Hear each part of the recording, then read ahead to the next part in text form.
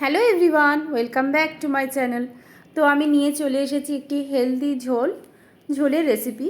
তো চলুন দেখে নিই। প্রথমেই আমি কড়াইটা গরম করে নিয়েছি। কড়াইয়ের মধ্যে দিয়ে দিচ্ছি সরিষার তেল। সরিষার তেলটি দেবার পর আমি কিছুক্ষণ অপেক্ষা করব তেলটি গরম হওয়ার জন্য। তেলটি গরম হয়ে গেছে। এবার আমি এই তেলের মধ্যে দিয়ে দিচ্ছি বড়িগুলিকে আমি হালকা ফ্রাই করে নিচ্ছি।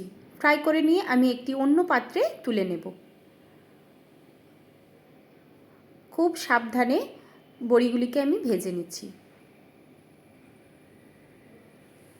কিছুক্ষণ এইভাবেই ভেজে নেবার পর এবার আমি বড়িগুলিকে একে একে তুলে নেব। এই ঝোলটা খুবই সুস্বাদু আর খুবই স্বাস্থ্যকর।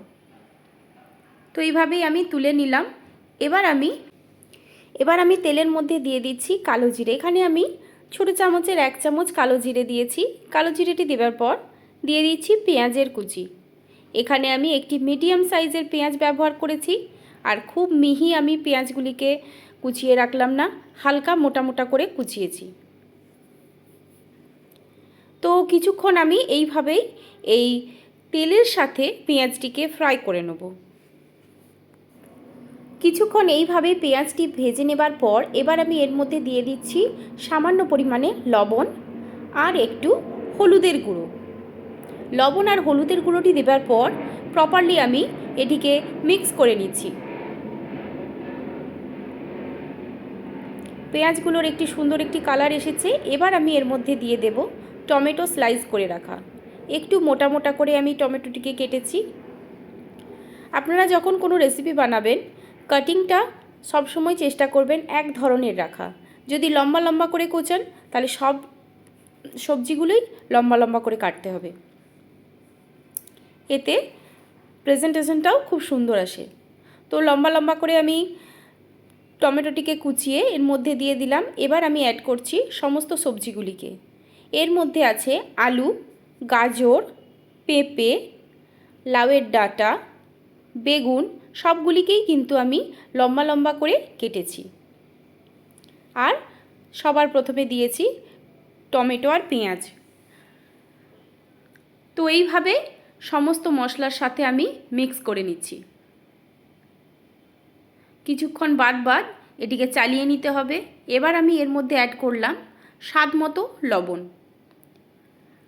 আলু সবজির সাথে লবণটা দেওয়ার পর এবার আমি দিয়ে দিচ্ছি হলুদের গুঁড়ো। পরিমাণ মতো হলুদের গুঁড়ো আর লবণটি আমি অ্যাড করলাম। এবার খুন্তির সাহায্যে আমি এটিকে প্রপারলি মিক্স করে নিচ্ছি, যাতে একটি জায়গায় হলুদের কোনো গাঁঠ না রয়ে যায়, ঢেলা না রয়ে যায়, সেজন্য ভালোভাবে মিক্স করে নিচ্ছি। এই ঝোলটা খুবই অসাধারণ লাগে, শরীরের পক্ষেও উপকার আর স্বাদেও ভালো। তো এইভাবেই কিছুক্ষণ আমি ফ্রাই করে নেবার পর এবার আমি এর মধ্যে দিচ্ছি জিরের গুঁড়ো 1 চামচ, ধনের গুঁড়ো 1 চামচ। অবশ্যই প্রথমে আমি ধনের গুঁড়ো অ্যাড করলাম, দেন জিরের গুঁড়ো অ্যাড করলাম। আর এই জিরে ধনের পরিমাণটা আমি সম পরিমাণই রেখেছি। এখানে আমি ছোটো চামচের 1 চামচ জিরের গুঁড়ো এবং ছোটো চামচের 1 চামচ ধনের গুঁড়ো দিয়েছি। দেবার পর ভালোভাবে এটিকে মিক্স করে নিচ্ছি। তো কোনো রকম বাটাবাটির ঝামেলা ছাড়াই এই রেসিপিটি আপনারা বাড়িতে চটজলদি তৈরি করে নিতে পারেন। এবার একটি ঢাকনা দিয়ে ঢেকে কিছুক্ষণ এটিকে আমি কষিয়ে নেব। কিছুক্ষণ এইভাবেই কষিয়ে নেবার পর এবার আমি ঢাকনাটা খুলছি। এটাকে বেশি কষাবার প্রয়োজন নেই, যেহেতু আমরা হেলদি একটি ঝোল বানাচ্ছি। এবার আমি এটিকে ভালোভাবে খুন্তির সাহায্যে আগে মিক্স করে নিচ্ছি, তলাতে যাতে না বসে যায়। কিছুক্ষণ আমি এইভাবেই চালিয়ে নেব। তো কিছুক্ষণ এইভাবেই চালিয়ে নেবার পর এবার আমি এর মধ্যে অ্যাড করছি পরিমাণ মতো জল। প্রথমে আমি 1 কাপের মতো জল অ্যাড করলাম। জলটি অ্যাড করার পর আরও 1 কাপ আমি এর মধ্যে অ্যাড করব। যেহেতু এটা ঝোল হবে আর আলু আর সবজিগুলিকে সেদ্ধ হওয়ার জন্য পরিমাণ মতো জলটি দেওয়া দরকার।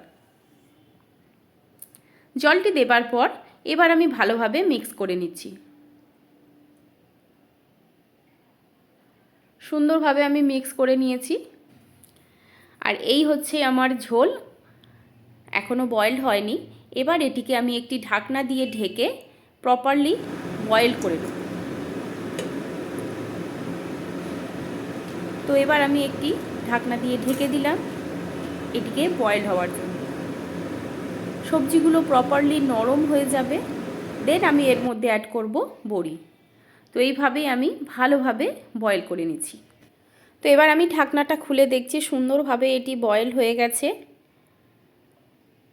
আর এটার কালারটাও খুবই দুর্দান্ত এসেছে। তো এটা লক্ষ্য রাখতে হবে যে সবজিগুলো প্রপারলি সেদ্ধ হয়েছে কিনা।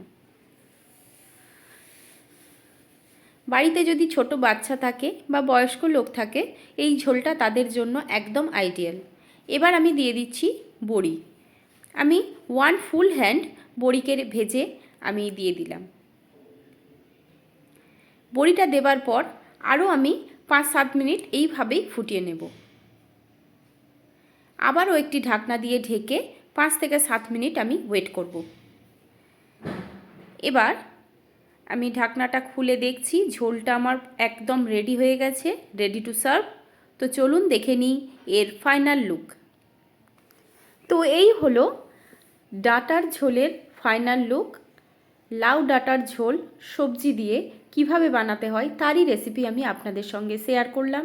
তো যদি রেসিপিটা ভালো লাগে অবশ্যই ভিডিওটিকে একটি লাইক করবেন, আর চ্যানেলে নতুন বন্ধু হলে চ্যানেলটিকে সাবস্ক্রাইব করে রাখার জন্য অনুরোধ রইল।